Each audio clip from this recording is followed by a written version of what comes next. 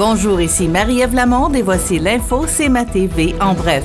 La MRC de Montmagny s'intéresse à ce que veulent les jeunes de la région. Une vaste consultation sous le thème Région Montmagny à l'écoute sera lancée le 11 mars. Destinée aux jeunes de la région âgés de 15 à 35 ans, ce grand sondage vise à mieux comprendre les besoins de cette tranche d'âge cruciale pour l'avenir de notre communauté. Nancy Labrec, directrice générale de la MRC de Montmagny, nous explique. La MRC de Montmagny, en 2015, avait fait avec le CJE « Rêve ta région idéale ».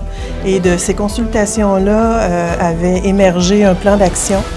Donc, on a dit que ce serait intéressant en 2024 de refaire l'exercice, donc de travailler une stratégie en lien avec nos jeunes. Et pour ce faire, on a procédé à l'embauche de Léa, qui est notre agent de développement jeunesse, pour justement faire une série d'actions sur le territoire en vue d'élaborer un document qui va nous servir pour les prochaines années, un document de travail.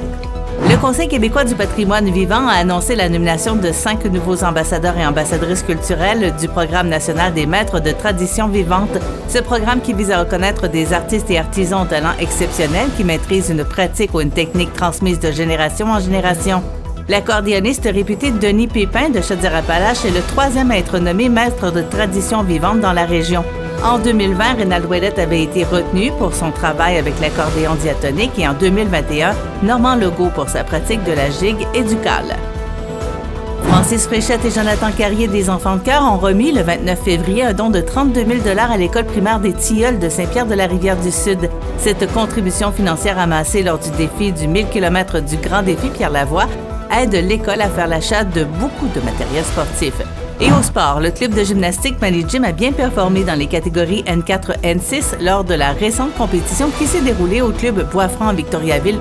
En effet, avec une délégation composée de 2 athlètes exceptionnels, Amélie Dubé-Pouliot et Ophélie Messervier, et encadrée par le coach accompagnateur M. Alan Jean-Baptiste, Mani Gym a démontré une fois de plus tout le talent au sein de cette belle équipe d'athlètes. Pour plus d'informations, visitez le cmatv.ca ou suivez-nous sur le fil Twitter X de CMA TV.